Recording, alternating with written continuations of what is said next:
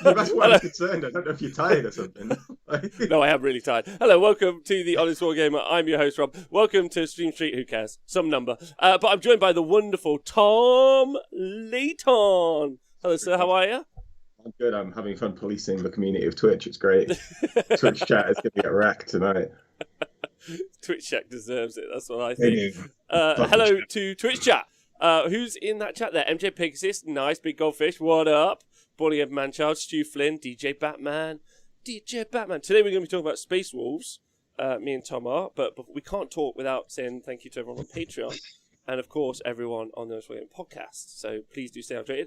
Tom, have you heard about the professional water drinkers? I'm just going to do a bit. Oh, is that your new channel? Ooh.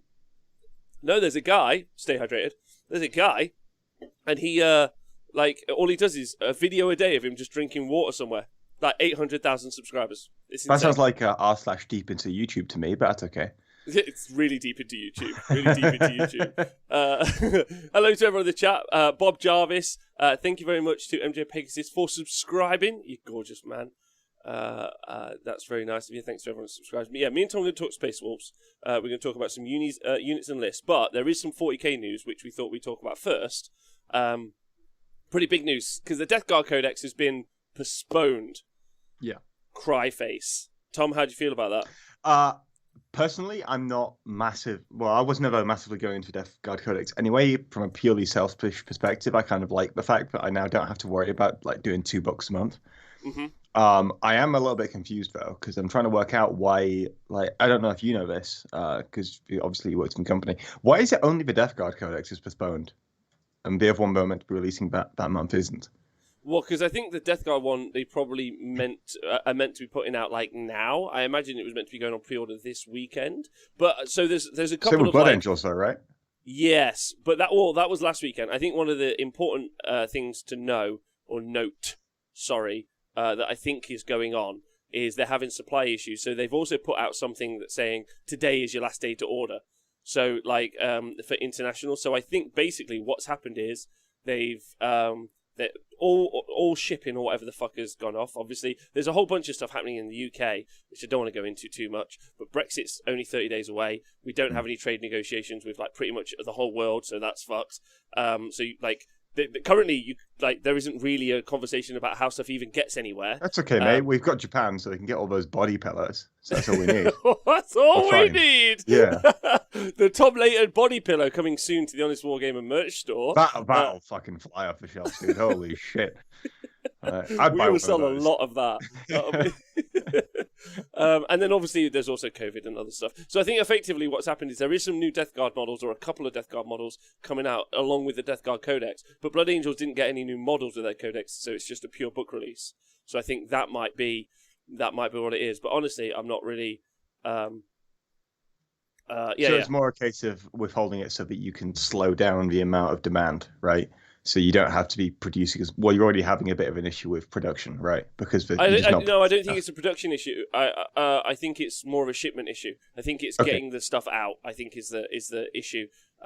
So there's not enough space on the boats, or not even enough boats. I think it's the ports that are fucked, really. Okay. So this might continue, and obviously, like there seems to be like a perfect storm at the moment. Okay. But either way, whatever the actual underlying issue is. You would have thought they would have seen it a little further out, but it means our Death Guard Codex isn't coming soon, so I'm quite sad about that. I was wondering if it was something about the book itself, right? Obviously, with that being the only one that's been stopped and not Blood Angels and any of the other books, I was wondering if it was something individual about that book, whether they got some feedback or something from playtesters, which I know that sounds silly because I know they don't use with playtesters, saying, hey, if you release this, it'll fuck the game. And I know that sounds silly because they don't care about fucking the game.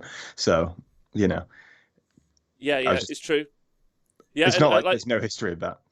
No, well, so there is an example, right? That's so. My thoughts are it's just production and/or shipping is the issue. Your thoughts? It could be something else. It could be, but I don't know. Like that's just merely me just spitballing based off like what has happened. Well, specifically happened to one book in 8th edition. Yeah. So I mean, but we did see Mortarian's War Scroll or data sheet. Sorry. My God. Yeah. And this is already testing it, by the way. Fucking nipples hard as It balls. looks insane, right dude. now. Toughness 8, man. It looks insane. It's toughness 8. He's got his sweep attack. He's got an extra attack. We also have seen one of the really interesting points is that he's got the Nurgle are going to get the wheel or the contagion cycle, very much like you see with protocols Nurgle and that kind of stuff. Or yeah, either protocols is a good example, or the Drukari. They're not called blood rights, are they? You know, the power from pain. Yeah, that's it. Yeah, but you don't get to control that like you do with the Necron one. Are you able to control the Nurgle one? The Nurgle in Age of Sigmar, you're able to control the Nurgle one because it's a contagion wheel where they start at different points, but you cast the psychic power to kind of reset the wheel. So it'll be interesting to see if that carries across. So it's less like Power from Pain and Doctrines, and it's more like Necron protocols and Deathwatch. Yes, yeah, a little bit more like that. But it does mean that, so that's getting added into the Nurgle army as well, which looks awesome. What did you think of the Mortarion War Scroll?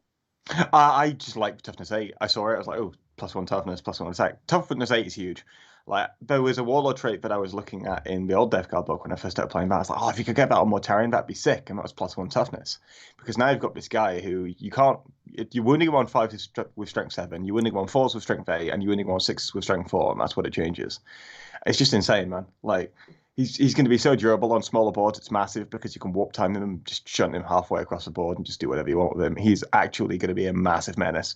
Yeah, I love it. Really he wants to be a menace, though. He's the Primarch of the Death Guard. Yeah. Big menace. My only thing with him is he's going to be a lot of points, so I feel like you would need to build around him because, as we've seen with things like Ghazghkull or the Nightbringer and things like this, you can put them in your list and they're still like, oh, they're big, hard bastards. But at the same time, it's like 400 odd points that isn't necessarily going straight into your win condition, right? Yep. So if Mortarion is something that's really good on his own, but it doesn't like perfectly line up with what you want to do, it might slip down the wayside. But if it's something that fits perfectly in, which I can see him doing, like he's very good at just launching at someone's dome, you can always target him, which is a big issue, which is why I think the toughness 8 was mandatory. Otherwise you don't end up taking him ever. But yeah, I think he might see some play. We're going to give him some tests and see what happens. Yeah, I'm very, very excited about that. So I'm hyped for that. But I'm sad about the Death Guard news. But ultimately, it just means I get to paint my Death Guard army up before. Have you got a Mortarion, mate? I do have a Morty. There you go. You've got the data slate, so you can use that. Yeah. I mean, it'd be weird putting that data slate in at its current points in a game, I guess. But we'd see. And I'd be interested to see it. And then the other little bit of news. Excited. You've got some news, haven't you? Oh, what do you mean? You mean Ventress? I do mean Ventress, yeah. Oh, okay. I just saw a picture of Uriel Ventress, which is a character from some Graham McNeil Ultramarines novels, and I thought he looked like he was going to sell some alcohol to some underage kids and then kick some bins over. I mean, it looks fine, but his head looks very much like Devo.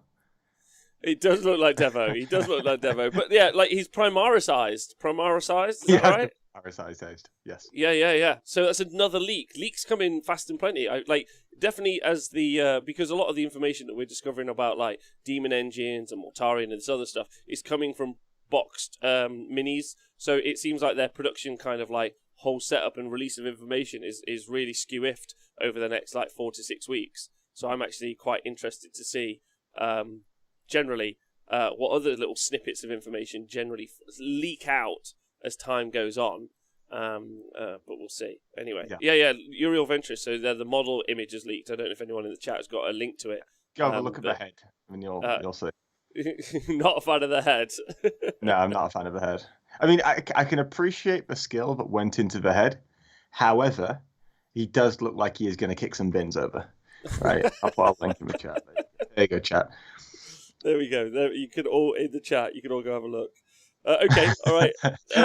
By the way, I'm just looking at chat. Up in the comments is, why aren't you talking about Space Wars? And the next one is, why aren't you talking about the Death Guard news? And I'm like, there's only so many things we can do in a live show that we've done for 250 days. Give us a chance. Just give us a minute. I'll just scroll back through the VOD. You'll find it. So, okay, I like how no one in the chat's asking about how I feel about the points for the Shadow Stalkers for Daughters of Cain. No one's bothered asking. No one's bothered asking me that question yet, have they? Yeah, very selfish. Right, okay. What are you saying, Tom, about Space Wolves? Oh right, yes. You just gonna lead me into a blind opening of the Space Wars. Well, I Right. mean, sorry. Well, I mean, did we do all the news? I think I we did think all we the did all news, the right? news, but I mean, I'm just creating a bit of a buffer now, so I can open up this Yeah, fucking. yeah. You open a buffer up. Right. I'm What gonna does open it everyone? up. Hold on. What does everyone else think about the news? I'll I let know. that happen as you find your All stuff, right, John. that's Yeah, that's a fantastic buffer rule. Thank you for that. I very it's much okay. appreciate that. All What right, does everyone else think? but Please let me know your thoughts. What yeah, about the yeah, Underworld's War Scrolls? It's not the day to ask me, Matt. yeah. There you go. Perfect. Okay, sound. So, we did the Mania of Space Wars overriding rules last week on Yeah, we did. Saturday, just because that's how we do things here.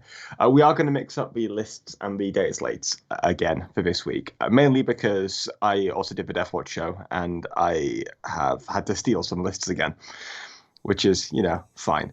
But I am going to mainly be going through the data slates here because I feel like that's the only reason you really take Space Wolves. If you want to take something that does what Space Wolves do, you would just take like a random successor chapter instead. I mean, you can take Space Wolves, it's fine, but one of the selling points of Space Wolves is unique units, and you have a lot of them.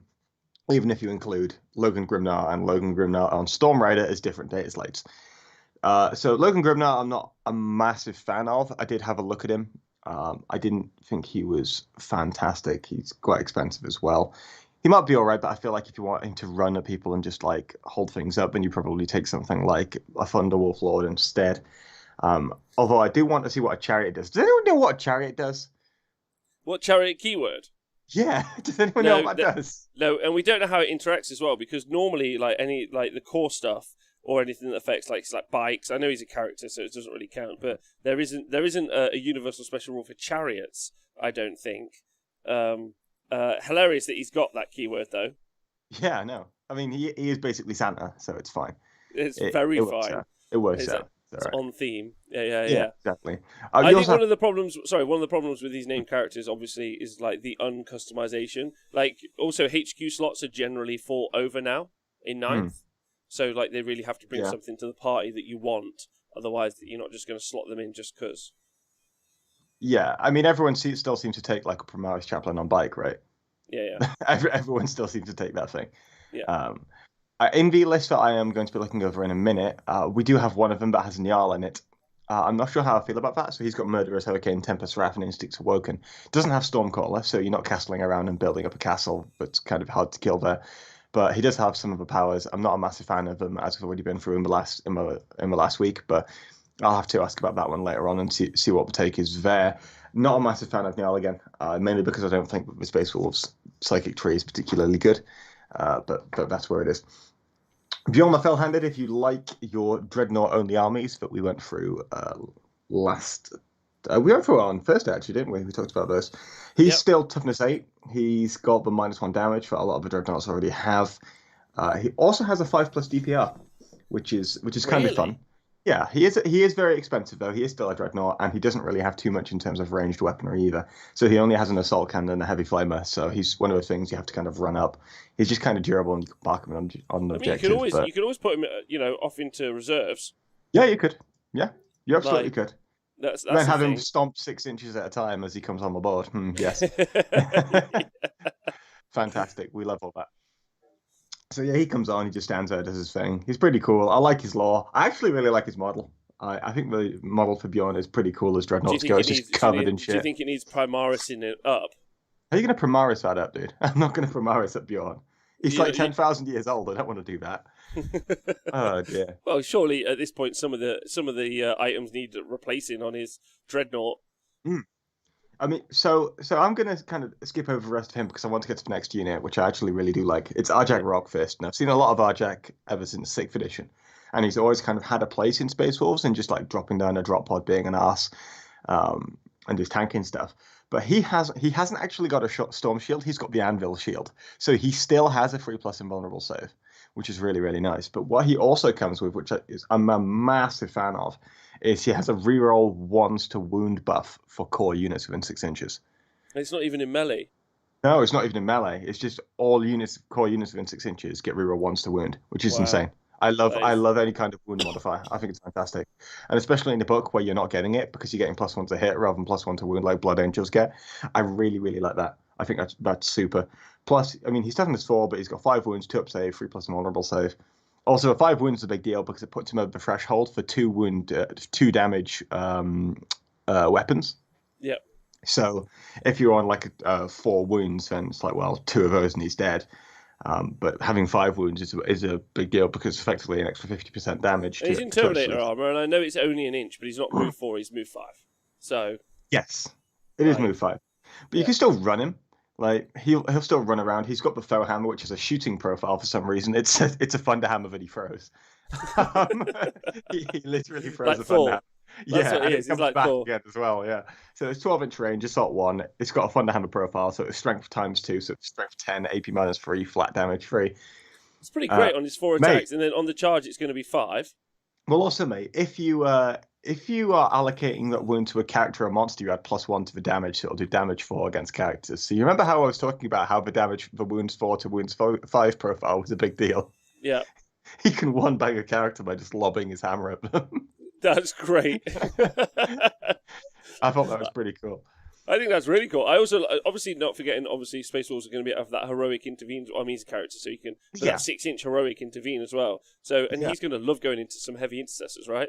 Fucking smosh in their faces. And he just runs in. You're not going to come and take an objective off him, are you? I mean, you can try and shoot him, but I mean, realistically, you probably can kill him and shoot him, but it's not reliable because he's got a 3+ vulnerable save. It's quite swingy. Yeah. You can come and try and take it off him by force if you want to. He's only got 4 attacks, but those 4 attacks are pretty decent. He's only 120 points. Yeah, bro. What the fuck? He's good, man. Yeah, he's not game swinging, but he's efficient. The problem is he's competing for the HQ slots. That's the main issue that he has. If you could get more HQ slots, I think you'd take Argix every time. But every time he's going to be straight in, he'd be like, "Fucking piss off, ghosts! Piss off, ghosts! Like, piss off, ghosts! I'm going to smash you with my hammer." We also have Ulrich the Slayer, who I was actually trying to work into a list a while ago. Yeah. Because I have him behind me, and I just couldn't. So that's that. Carry on. Is anyone else? Twitch chat. Big love to you. Thanks for joining us. Everyone else, do you all look at models that you bought for a different edition or a different army or when a unit was good, and then you think, yeah, maybe I can make this work? And even though the data sheet or the war scroll, you're like, yeah, I know it's shit, but what if? What if I do all of this stuff to make it work? And the answer is no. No, just don't bother. No. Yeah. DJ Batman, he is a lieutenant. That is our Jack. Ulrich, I struggled to take him even before the Primaris Chaplain on a bike with Master of Sanctity was a thing. Mm-hmm. And now that that's a thing, I have an issue with it. So the Primaris Chaplain on a bike, Tom, yeah, is Billy Baller. Is this what you're telling me? Yes, it is, yeah. Also, Jack Vincent has pointed out in the chat that Bjorn can change his weapons. He can, but he's still swapping his assault cannon for 1 weapon. So he's either got 1 heavy plasma cannon, 1 Hellfrost cannon, 1 multi-mallet, or 1 twin last cannon. So he's got 1 big gun, and it's just like, well, I just don't... It's the same problem Innes was talking about with the Nightbringer, right? In that you're paying a premium for lots of things that you're not going to be getting use out of. Yeah. So if you want to make a shooting unit, well, I mean, you could just do something like that better with anything other than Bjorn. If you wanted to make something that was durable, you could just do something that was better than Bjorn, right? Yeah. If you want a little bit of everything, then you go Bjorn. But mate, if I was going to go play a game at my local club, I'd run Bjorn. Yeah. He's cool, man. I like him, but that doesn't mean I think he's good. Yeah, it's true. It's true. It's not massively efficient. Oh, by the way, and if you've just joined us or the first time you've ever been here, by the way, by good, we're pretty much talking about competitive tournament play. Yes. And then there's a couple of other factors in there as well. There's competitive tournament play for singles events, and there's obviously competitive tournament play for team events like WTC, which Tom has played for years and has been on a bunch of different teams. So there's a lot of to unpack by good. But effectively fitting into one of those kind of paradigms is generally what we turn to talk about. Ultimately, what can you tell me about the chaplain on the bike again? Because I am fascinated. What is it that's so pro about him? Is it his points efficiency? Well, I mean, obviously he's got to be efficient for his points, but he's also incredibly durable and incredibly quick, which means that he's able to get around and do his own thing regardless of whether or not he's buffing stuff. But also he enables you to go around and just give the buffs to wherever you want. So it's not like you're forced to sit around this guy and just wander off. When you're moving 12 inches, and then you could potentially advance as well, you're basically just doing whatever you fancy, especially on the new size boards. Yeah. And also I do think they are quite cheap for their points. Plus, when you get Master of Sanctity on those guys, it is very, very useful because you're able to basically guarantee you get those because you can spend 1 CP to get a litany off for free, which you basically get about 1 CP for free anyway, right? Yeah. Because you're getting it at the start of the turn. Or you can cast it on a 2+, if you fancy balling it. But at the same time, it's like, well, when you've got all those included, suddenly the buffs on the chaplains are very, very useful because they're incredibly consistent. I mean, it's like, well, do I put it on a bike now? Well, the difference between the points on this, and how much value I can get out of it when it's now on a bike. Well, yes, I do put it on a bike because I've just given it an entirely new role where it's now got some agency and independence. Okay. All right. Good. Thanks. I appreciate that. So I think that mobility is also like a really good point to make as well. Depending, like I've been writing and building very static kind of like lists at the moment around Marines. But I think there's definitely some like more like mobile Marine lists that are available, and you want something to keep up with them, especially that frontline engagement sort of like area. But yeah, okay, all right. Sorry, where were we at? So next up, we've got Ragnar Blackmane. Which do you have this model, Rob? Ragnar Blackmane? Yes, I do. Yeah, there you go. Head guys goals. So Ragnar is still okay. He's got 7 attacks base and gets +3 on the charge rather than +1. Freaking cool looking sword. He does have a cool looking sword. I actually have the old Ragnar model up there. I may use it at some point. He can also allow your core units to reroll charges within 6 inches. There's a lot of reroll charges in this book, just so you know. And you could also consolidate 6 inches with core rather than 3. And he has a 4+ honorable save, which is nice. And you can reroll hit rolls of 1 in an aura. No, he can't. For core units, he can, but he can't. Yeah, but core. Sorry, I meant core units though. So there's a weird dichotomy here, in that I feel like Ragnar is meant to be just this one man like beat stick that just runs in and does his shit, right? Yep. He's just a lawnmower that chews through like your enemy army, right? Which is why he's got 10 attacks. But then for some reason he's got this entire side to him that's just force multiplier. Right. Because he doesn't benefit from Battle Lust, he doesn't benefit from Warhowl, he doesn't benefit from Rites of Battle either. So that's 3 of the 5 rules you've given him he doesn't benefit from. It's so funny that he costs more than fucking Arjak. Arjak. That makes no sense. Arjak is smashing it. I would argue that there is like a narrative sense here, in that the absolutely Billy Baller that runs to the front line and just starts taking heads, every other Space Wolf will be like, yes, that's my guy. Like, that's the guy that's going to inspire them. He is also still a captain, right? But it's just a weird dichotomy. Yeah, that makes sense. Where it's he's not like extremely on one thing in a game. It's all about extremism. Does that make sense? Yeah, I know. Yeah, that makes loads of sense. Yeah. I do like the 4+ honorable save though. That's kind of cool. Yeah, it is. 6 wounds as well. 6. Yeah, 6 wounds, but it's not massive compared to 5 wounds, right? Yeah. Because it only really affects like damage 1 weaponry. Because damage 3, you're still killing him in 2 shots. Damage 2, you're still killing him on 3 shots. Silent King, you're still one-shotting him. So it's one of those where difference between 5 wounds and 6 wounds isn't massive, but it is a thing. So yeah, I'm not going to pretend it's bad, but at the same time, I'm just like, meh. Okay, I'm into that. Yeah. So if we move on, we've got Crom Dragon Gaze. Oh, sorry, just a quick one. Like, I also think like he's got like some playability in the fact that he looks like he's like really built to like smash through intercessors or like assault intercessors. 10 attacks. Yeah, we should talk about his weapon. That's fair. So he's got +2 on his strength on that one. So he's strength 6, 8 -4, damage 2. But damage 2 obviously being the big deal. He does look like he's geared towards that, but then if you've got an apothecary nearby, it completely screws it immediately. Oh, agreed. But like, I think a lot of people will have. But yeah, for like 130 points, a guy that can take out most of an intercessor squad on his own, like is actually genuinely quite interesting. As like a plug and play piece, especially with his buffs. But yeah, I like that. I like the idea of Ragnar and Arjak just running around, just like taking heads. Yeah. I mean, PJ Batman's talking about running some blood claws with him. But the issue I have with that one is you just have to like take a big block of 15 blood claws, and when you run across the board and you've got 2 wounds, you lose a lot of them before you get there. You still go Vanguard Vets, man. Vanguard Vets are still core. Yeah, Vanguard Vets are still core. So you can drop down Ragnar and Arjak in a drop pod and just sit there in front of a Vanguard Vets and go doink. Well, see, this is my argument for intercessors over assault intercessors all the time, right? Like, This, like, I keep making this argument to myself, not to anyone else. But effectively, like, what you get from... that's not legal for Space Wolves. Let me have a look. Okay. You could just use the Swift Claws then, or the Sky Claws, whatever they're called. The jump, I guess. Yeah. You can still use the Sky Claws. They still work perfectly fine. Because the main issue is that you can just jump over. It's not even necessarily about like hiding or being fast. Oh, frothy or cat, having thanks for soul skill. It's about being subscribing. fast. Speaking on 2 squads of them. Are they cool? It's worth a check. Sorry, Tom. The point I was going to make is with the intercessors, right? Like you obviously get more output from assault intercessors in melee. However, you have to get Oh, there. there you go. Yeah, right. That's what we're talking about. Jack Vincent's got it.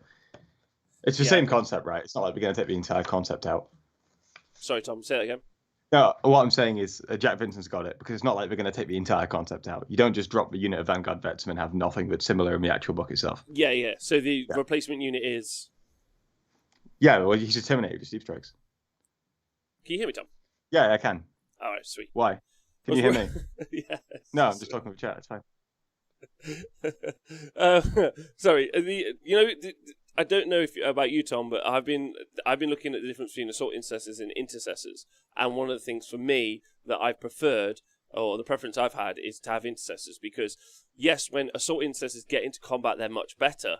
Yeah. However, I can keep fighting with the intercessors, and then when you throw the intercessors into melee, they're not bad. Like the difference between them and assault intercessors is a difference, but they're doing damage from pretty much as soon as you can get them towards doing damage. Like, yeah, they're still decent in melee. Yeah. Yeah, and they're still decent in melee, and they still benefit from all of those buffs. So I just don't really ever see the purpose of taking the assault intercessors. Now apply that to Reavers. Same thing. Yeah, well, Reavers are like that, but more expensive. Yeah, same situation. All right, okay. So we just talked Ragnar. What else are we talking about? So we've got Crom Dragon Gaze, who is in the Codex because he's ginger, and that's as far as I've noticed. Yep, I don't think there's much else to him. There's minus, so he has the Fierce Eye, which is an aura, while an enemy unit is within 3 inches of his model. Subtracts 1 from combat attrition tests taken for models of that unit. Very Calm good. Calm down. Yeah, I mean, he's also got rights of battle for being a captain or a wolf lord, as otherwise he would be illegal, I guess. So that's fine. Harold Deathwolf I quite like, though. So he's got the Wave Serpent rule called Mantle of the Troll King, where he each time an attack is allocated to his model, subtract 1 from the damage characteristic of that attack to a minimum of 1. And he also has 7 wounds, a toughness 5. So he is a bit of a pain to deal with. The main thing with him is he also has a Storm Shield 2, so he's got a 2+ armor save, 4+ invulnerable save, -1 damage to him, 7 wounds, toughness 5. Hello? Yeah. Did you hear any of that? Yeah, I heard all of it.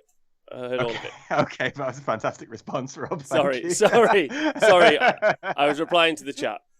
Is what it was. No, you're fine. You're a good mate. Keep going. No, you're fine. That was all I was saying, mate. I'm just saying he's really durable. Like, that's all. Harold Deathwolf. He's got 7 wounds, toughness 5, 2+, 4++, and -1 damage, mate. Yeah. His attacks aren't great. He's 5 attacks. +1, obviously, attack on the charge for being a Space Marine. He gives out his leadership, but no one cares. And then his melee weapon is Strength 6, -2 damage 2, and every unmodified 6 to wound causes a mortal wound, which you can never rely upon, so it's fine. He's also ugly. But he's a Space Wolf, dude. Like, he's fine. Don't worry about it. Yeah, but not like... I mean, Ragnar looks so swole and gorgeous now. Oh my god, Canis looks even worse. Canis looks even... What, with his big light, with his Wolverine Oh my claws? god, Mate, he's so hairy. His wolf. Have you seen his wolf? Is his wolf on LSD? Mate, yeah, mate, he looks like the Welsh team captain. I'm the wolf. It's like fine. In the middle of the hall. Oh, that's what you said about Canis. It's fine. It looks good, mate. I love it. It's fine. Okay. so he only has 6 wounds, which is annoying. But that's okay. We don't like. It's not the same as Harold, but so basically, this guy is here to. He's there to buff your Fenrisine wolves, right? That's what he normally does. So if Space Wolf Cavalry, Beast, or Chariot unit is within 6 inches of his model, each time a unit fights, each model in that unit can make 1 additional attack with its teeth and claws, or crushing teeth and claws, or 2 additional attacks with its flurry of teeth and claws. We found a unit that buffs chariots. Yeah, I know, fantastic. But also, while we're here, I'm going to explain what the teeth and claws are. So, Canis himself has crushing teeth and claws because his wolf is such a chonker. So you'd expect these to be better than the normal teeth and claws. Yeah. They are strength +1, so strength 5, AP -2, damage 1. And each time a bearer fights, he can make 3 additional attacks with his weapon, and no more than 3 attacks can be made with this weapon. So basically, you get 4 attacks with those teeth and claws. Now, they're not great. They're just additional attacks, effectively, from your mount. So it's like when you're fighting with a flying hive tyrant and your tail hits someone. It's Yeah. basically the same principle. So It's it's not what bad. It's not a bad profile hitting on 2s. It's not, but it's more like a bonus rather than something you're relying upon. Yeah, okay. But So- doesn't it take his like volume of attacks up to like near the 10 mark? So it does. So he'll have 4 attacks with the teeth and claws, and then he'll have 7 attacks on the charge with himself, with his wolf claws. We can't call them lightning claws. This is a Space Wolf Codex, goddammit. And so that makes him strength 5, AP -2, damage 2, and you reroll wounds. Yeah. He does get an additional attack, I believe, for inbuilt into his profile because he has 2 of them. Also, those fists are huge. Holy moly! They are very big. They are unwieldy, is how I would describe them. So, Rob, if you look at this, if you look at the actual book here, so you see how on page 69, Yep. you've got the Wolf Lord on Thunderwolf. Looks gorgeous. Now, pull back to page 67 and look at the picture for Harold Deathwolf. It's exactly the same, only ginger. It is. I reckon they didn't even. I don't reckon they even did a different model. I reckon they just photoshopped that to be a different. So basically, what you're telling me is to make my Wolf Lord Harold, I just paint him grey.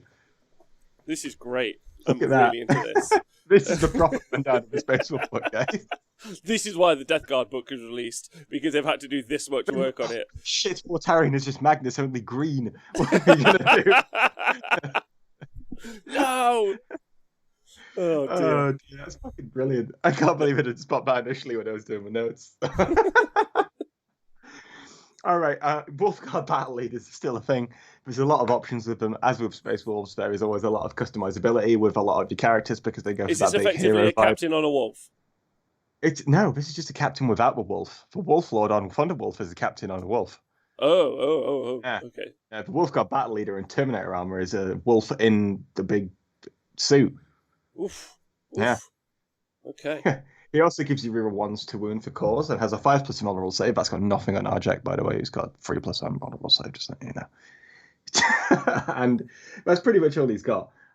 He's got a lot of customizability with hitting things, but at the same time, it's like if you're going to take something that's that kind of slow, you need to have something more than just hitting things, because if you're just hitting things, then you've got a bit of an issue there. You ideally need to be some kind of countercharge piece or something that can sit durably on an objective. Which you want? I think you want to. I think that role, like I talked about with building like the Deathwatch kind of smash captain ish, or the one I built anyway. At least is he's buffing the shooting units around it. Then if you get near to it, his job is to push you off those shooting units. Yeah, that's true. Yeah, that's what I'm thinking. Hey to Akari in the chat, and also Neil, what up? Hope you're well. I'm gonna be honest, Neil. I know you said Sunday, but I honestly thought it was today. As soon as you said that, I was, wait a minute, it's tomorrow, isn't it? Tom, you got time now. Oh, we've got time. I've actually got time to write some. Look at Rob and Tom Saturday show is one of my favorite news shows. Neil, you just missed the best bit of the entire rundown. If you go to page 67 and 69 and then do a flip book, you can see the same model but ginger. And also, if everyone else who's not using Wahapedia.ru, what did I say? Looks at their books. You didn't say anything, Rob. We'll delete the VOD. Delete the VOD. Delete the VOD. Delete the VOD. It never happened. It never happened. I really hope the Death Guard book got sent out somewhere in the world. Somewhere in the world, that's what I wanted to It's okay, I'm sure like some random leaker store in America has got a copy. They always do. Wait, important question. What is the ultimate setup for a Space Wolf unit that you have to say wolf the most times when describing it? That's a fantastic question. That is a fantastic question. Do you know what it would be? I have no idea, no. Maybe someone in the chat can work it out. Yeah, please do. Yeah, absolutely. So while we're here, I'll keep going. We've got Wolfguard Battle Leader on a Thunderwolf, which is like the Wolf Lord on a Thunderwolf, only with 1 fewer power level and some fewer stats. Namely, fewer wounds, fewer attacks. If you could give him a weapon with the word wolf in, you could have the word wolf 3 times. A Wolf Lord on a Thunderwolf with a wolf claw?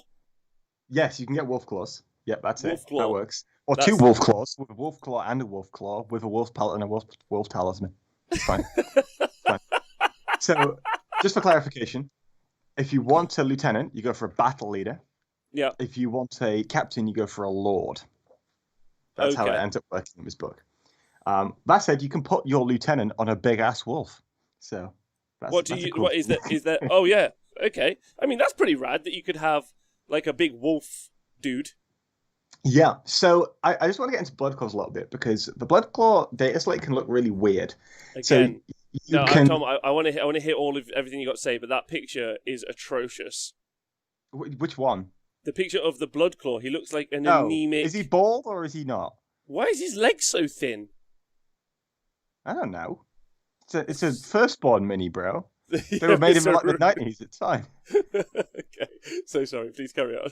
of course. So if you look at it, you've got a wolf. You've got a blood claw pack leader, the option for a wolf guard pack leader, and a wolf guard terminator pack leader. Okay, so you've Hmm. got 4 different models here that you can take.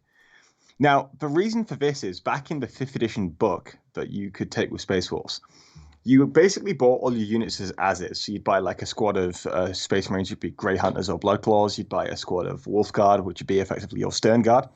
But what you could do is you could split up your Wolf Guard squad into individual units and then into individual models and then place those models with other units.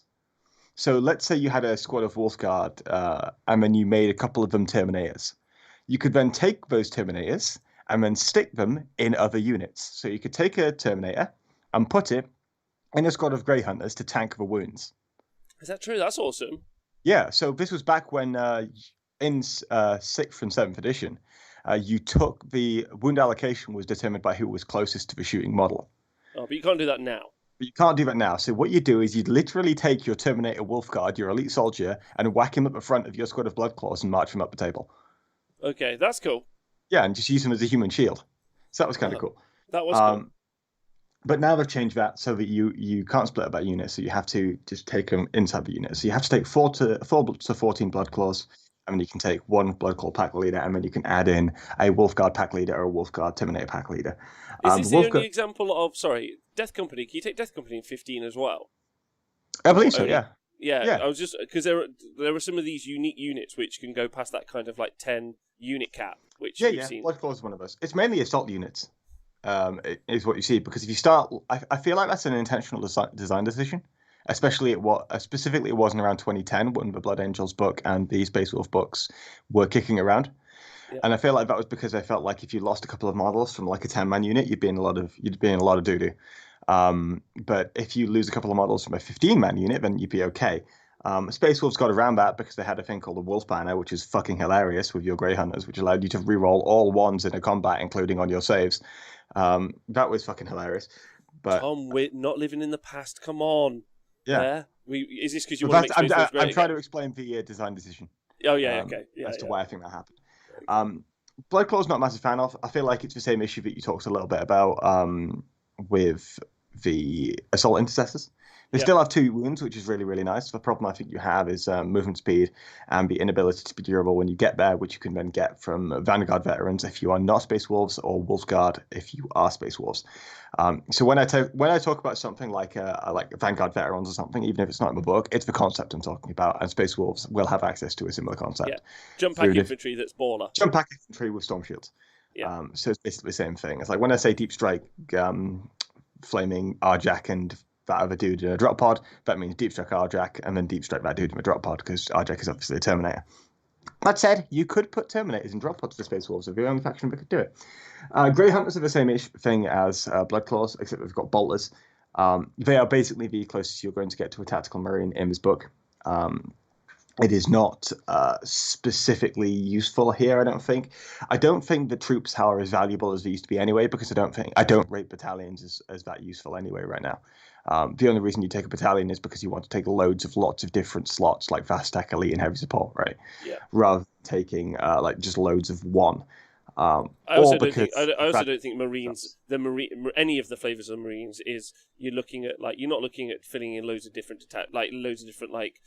battlefield roles. Yeah. Like you're playing a patrol, maybe playing a battalion, or double patrol, not Yeah. that. There's whole different armies are going to be running brigades and maybe Yeah. more than one I mean, battalion. the only reason I ran the battalion for the Death Watch list and the Death Watch list rundown was because I wanted the troops. It wasn't because I wanted a battalion. It's because I wanted the troops. It's like Yeah. if you want fast attack, you take the Outrider. If you want heavy support, you take the Spearhead. If you want troops, you take the battalion.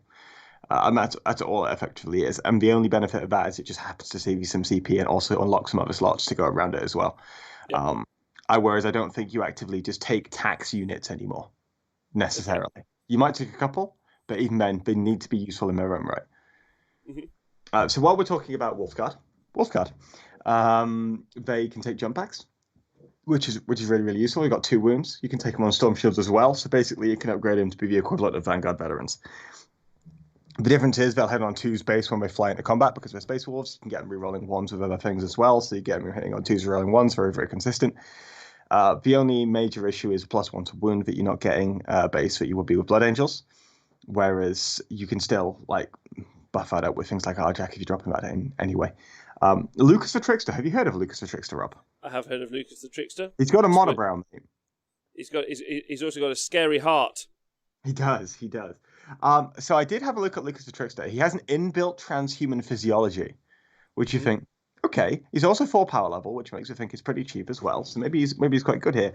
Unfortunately, he doesn't have an invulnerable save to go alongside that transhuman physiology, and he only has 4 wounds. So Arjack will one-shot the bastard if he gets to lob a hammer at him.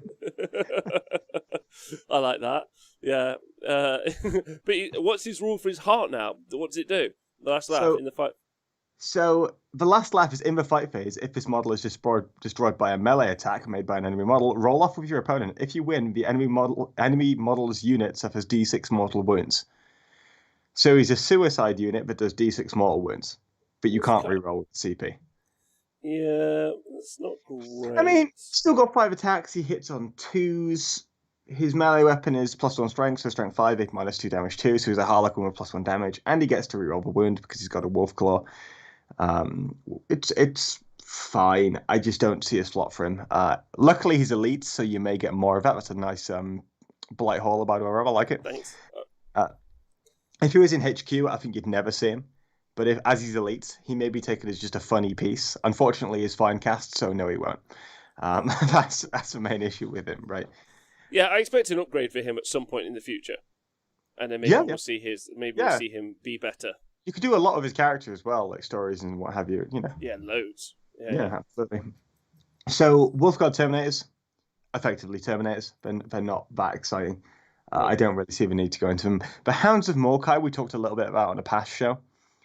They have an ability to deny psychic powers, or block psychic powers even. So this unit can be selected as a target of an enemy psychic power if it is the closest enemy unit to the model manifesting that psychic power. In addition, each time this unit would lose a wound in psychic phase, roll 1d6 and a 4+, that wound is not lost. So effectively, you don't target them with smites. Yeah, so if there becomes a smite army to play, maybe they see play, but right now they don't see play. Even then, though, I feel like so let's say you take 10 of them, that's 20 wounds of smites, that's fine, but I mean, you end up just shooting them for like off the board anyway, and then you have to worry about it the next turn anyway. So it's like they're quite expensive for what they are. True that. And then they are effectively the same as Blood Claws, except more expensive for something you'd never asked for. Which is a bit of a problem. But, I never asked for this unit. I don't know why it's here. Thanks for putting it there. Moving swiftly on, we've got the Wolfen. Now, surely the reason to play the faction. Yes. Now, I really did like Wolfen last edition. I thought Wolfen were really cool. I liked Wolfen the edition before. They were very, very good then. They are in a weird spot, though, specifically with the Storm Shield changes. So before the Storm Shield changes, like last edition, they had a 4+ armor save and a 3+ invulnerable save. Yep. So they would never, ever use their armor save. Now, with the Storm Shield changes, they now have a 3+ armor save and a 4+ invulnerable save. Yeah. So and also, last edition, they were 2 wounds. Yes. But then this edition, they've stayed as 2. They've stayed as 2 wounds, which I think that's actually really rough because there's a load of damage 2 weapons out there, right? Yeah, rough. But there's a load of damage 2 weapons, and you would expect if they last edition had a wound above like Baby Marines, I think that they should have got an extra wound, personally. I mean, yeah, especially considering they also lost their 5+ DPR. They are objectively far more squishy than they used to be. So they no longer have a 5+ DPR. They no longer have a 3+ invulnerable save. They have a 3+ armor save now, and they have a 4+ invulnerable save, and that's significantly worse for durability. Yeah, way worse, way worse. Like, yeah, and they're not like. I mean, they're toughness 5. There's that. Yeah, There's that. yeah, Yeah, yeah, but yeah. yeah, Could you still transhuman them? yeah. Yeah, but I mean, why would you at Your toughness toughness 5? 5. Yeah, So yeah. Oh, why didn't yeah. they get an extra wound? Just give them an extra wound. Fuck. Okay. Ah, well, never mind. Maybe they thought that'd Maybe have been have they overshooting come down a in bit. points though? Like, are they I think they objectively might have come cheaper? down a little bit, but then you have to. I'd have to do the maths because you'd also have to pay for the Thunder Hammer and the Storm Shield, which are basically But do mandatory. you though? I'm Yeah. not saying that that's not the case. I'm just my kind of thoughts are roughly if they're not just cheaper, like if they're not now like the elite unit that they were, and now you give them something like as a cheaper, like you don't give them the Thunder Shield, you give them something else like a melee weapon, and then you just kind of A because they're great still Frost fast. Axe, Frost Claw. They Yeah, are, but okay. So let's flip this around. Why would you take them over Wolfguard jump pack dudes with Storm Shields? In what scenario would you ever do that? only if they had like a weapon loadout that I preferred, like for a points value, but they don't really, They and don't. they don't. Yeah. Uh, The only way they would have a use is to say let's put them with a Thunder Hammer and a Storm Shield, and then you run or something, and they just beat up fucking vehicles for days, which I would do. yeah, But at the same time, it's just like, I mean they also got a shit ton of attacks. Wait, how much does Vanguard Vet have? 2, not 3. yeah. I mean, you need to make the Wolfen sticky because otherwise people don't charge them. And when they charge them, and you want people to be charging Wolfen because when they die, they hit you. And they have to be sticky. Otherwise, they're just useless. And by sticky meaning like they survive. They're hard to remove. Hard to remove. Yeah, They they're don't also get not cold core either. Rough. Yeah, very rough. So each time you make an attack this model, if you're on benefits from combat doctrines as well, the assault doctrine is treated as being active for your army for that attack. So basically, you're always +1 AP. So you're AP -3 on your Thunder Hammers and AP -4 on your Great Frost Axes. That's great. It's just fine. The problem is they're so squishy, man. They need to be far more durable. Otherwise, they just don't have a role. Oh no, I I see think your point. I absolutely do. I really, really do. I think it's just a bit of a shame, and also a Yeah. bit of a shame that the Great Frost Axe isn't like damage 3 or something, right? Yeah, yeah. Which Thunder Hammers? You gotta do it. That's about it. So the next thing up is a Wolf and Dreadnought. I'm not a massive fan of this. I think it looks. Oh my word! What is that face? I'm just looking at the face on that picture. Holy Oh, the moly! Wolf of Dreadnought. Yeah, we're just growling at shit. How would he even turn his head that way? Oh no, it's pretty rough. Yeah, I kind of don't want to talk about this because I don't ever want to see that model on my table. All right, perfect. Just skip it. Yeah, okay, Skip. let's go.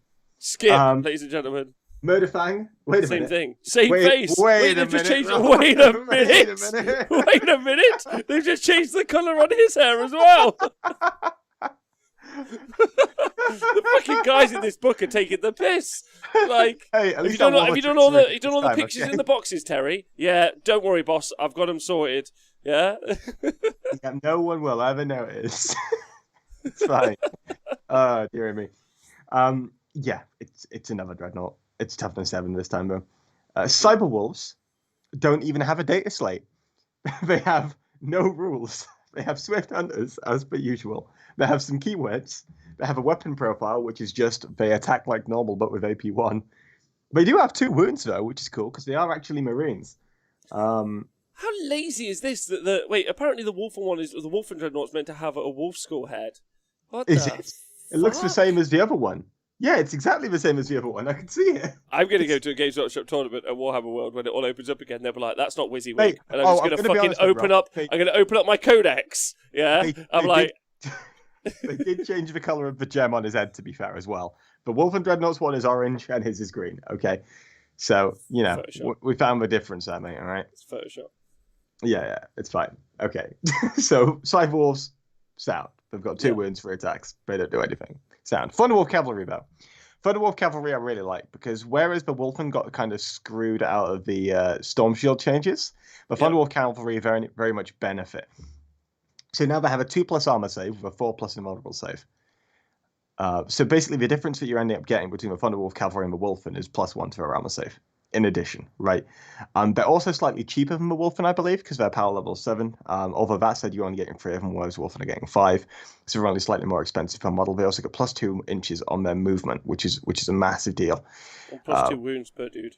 Yeah, and +2 wounds. So they're basically 2 additional ones. Yeah. Effectively, you think of each Thunderwolf cavalry as effectively 2 Wolfen. Yeah, effectively. Except they don't fight when they die, which is sad. But you end up taking these with storm shields on pretty much everybody because 2+ save, 10 wound, toughness 5, 4 wound models running around are no joke. And then, although they do get one shot by Arjak, I just like to point that out.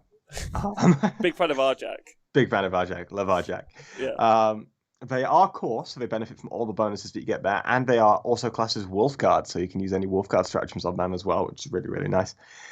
They do have a limited amount of attacks, or 2 per Thunderwolf guy, but then I guess you've also then got those 4 additional attacks actually from your teeth, and you get +1 for charging as well. And then you're hitting on 2s because your Space Wolves on the charge as well. So you end up mixing these with a mix of Thunder Hammers, and you mix them. There are no Wolfguard strats. Yeah, I know. There's a joke.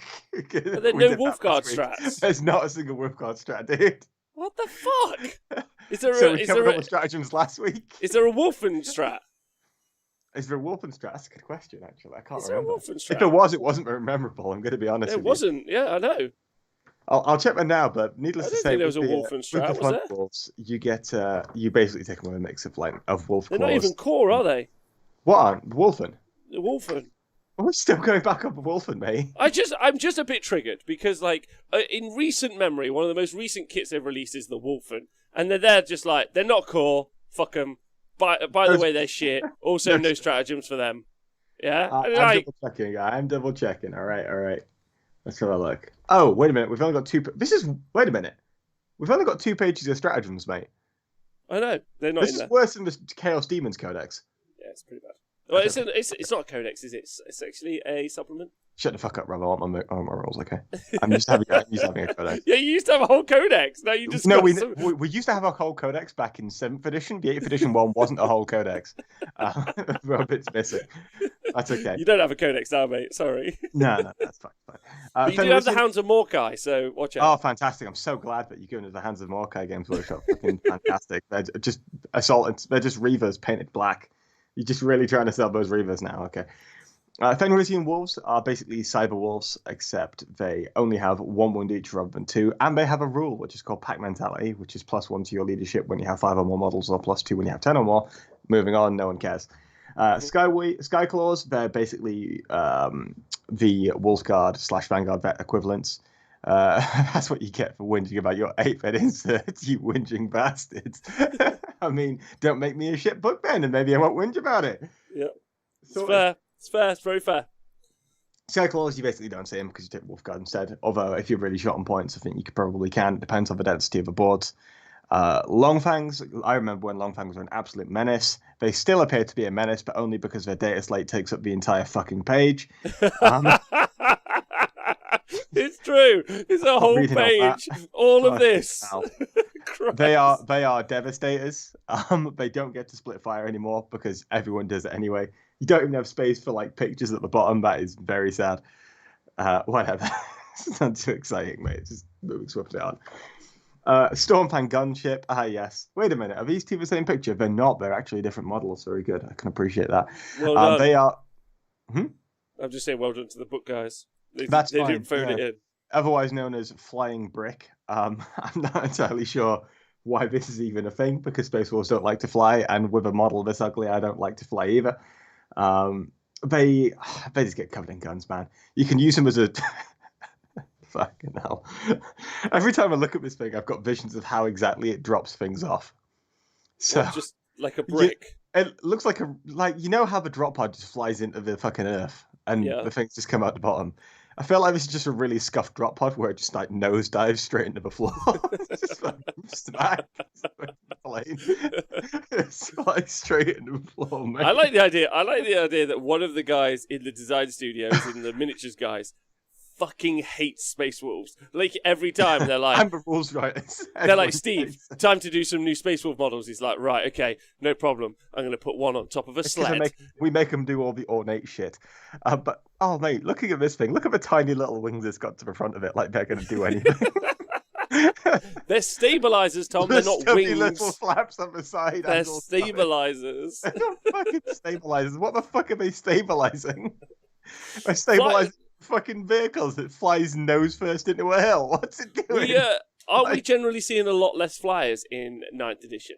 I feel that's the case. Thank God we are when those are models. Yeah, that's true. And those are the last things we get to see. Yes. Brilliant. Oh, mate, that was fantastic. Even if it was a bit of a meme. I mean, one of the things is like I think you've made a fair point, is the reduction of, like, maybe the interest in, like, you know, like, so someone, Angle in the chat was saying, obviously you've got all the Space Marine stratagems and whatnot, but, like, I really do feel like lots of the Marine chapters have lost their flavour. They've lost their identity, their flavour. You know, you're like, I could take this unit or this other unit that's the same but better. And you're like, cool. And they really, I feel like with the ability section, that's where you could have really differentiated and made some cool additional rules for these, like, for all of the Space Wolves or Blood Angels or whoever the fuck is coming out. And they just haven't done that. So it feels very bland. Do you know what I mean? I feel like there's only so many things you can do when successor chapters are a thing, right? It's like we did the Marine Codex, and we're like, okay, here are all the rules we could do. And then, oh, fuck, what we're going to do for these other supplement codices we've now got to do. Yeah, I feel like things like Wolfen, you know, like, especially, and Thunderwolf Cat. I mean, Thunderwolf Cat are cool because they got that crushing teeth and claws ability. But I wouldn't mind seeing them actually have some abilities, you know, like inbuilt reroll charges because they're on fucking, you know, something like that. They do have a lot of proliferation of reroll charges, to be fair. But Wolfen give that out. As does Ragnar himself. You also have the ability to reroll the CP as well, even though that is a game-wide thing. So there are quite a few here, but it's not like wide as you're talking about. Yeah, I think that's the thing. So lists, you've been looking at some lists, I think. Yeah, we were looking at some Space Wolf lists, but I do need to go at half past. Do you want me to rattle through? Let's Is we'll that come all right? back to it another day. Yeah, 100%. I think we've done a good job today. I think we've entertained everyone, and we've talked about some Space Wolves. So what more could the crowd want? Twitch chat. Unique models.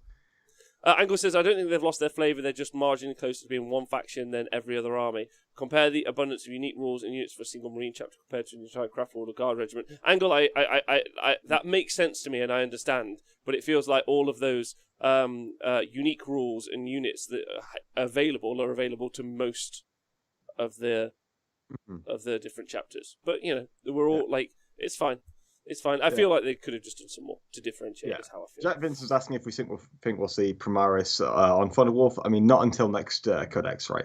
At this point, and we're not going to see any more Space Wolves realistically until either an expansion or a next supplement.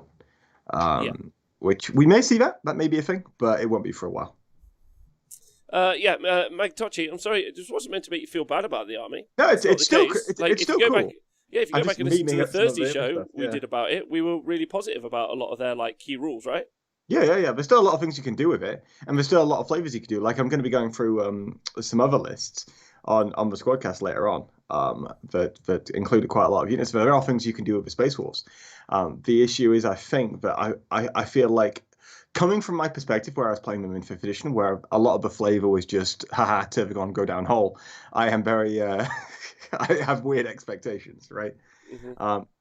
They're still a fun army. They're still one of my favorite armies. I'm a big fan of Space Wolves. My issue with them is I just don't have time to play them casually, which is, I think, you can do. I think that's where they excel, right? As a fun army to play casually in your club, I think they're fantastic. I just think of Space Wolves, although you can do things with them, I don't think they're like going to be like top end of competitive spectrum, and therefore it's one of those where it's, when I'm trying to do that with my team, it's difficult for me to really try and invest time into it. Does that make sense? Yeah, Yeah. So competitively, if the army's best units are from the main Space Marine Codex, then it will not look or feel very unique to the main. Well, which is why I think Thunderwolves are good. I mean, we were already talking about the reason why you take this is because you want to take the unique units, and I think there are unique units in here that you can use. I think Arjak is good. I like Arjak. I don't think he's something you pivot around, though. I think Thunderwolf Cavalry are also very, very good. I definitely think you can run those. As Neil says, for Tom reviewing Space Wolf List, just listen to Monday's episode of the WT Squadcast. Shameless plug. I'll be recording that tomorrow. We've got a couple of guys on who are going to be talking through their competitive Space Wolf lists. It's an affiliate podcast. We're fine. So it's all good. It is. Okay. All right. Well, listen, it's been a pleasure. Tom, thanks so much for taking us through that. I'd also like to thank out both the quality control guy and the guy who's putting in the pictures in this book for, again, doing a piss poor job. Always brilliant. Makes me smile. I mean, it wouldn't be as bad if it wasn't like one directly behind the other. Yeah, absolutely. That's really, really fun. And of course, thanks to everyone for listening live. Don't forget to tune in tomorrow.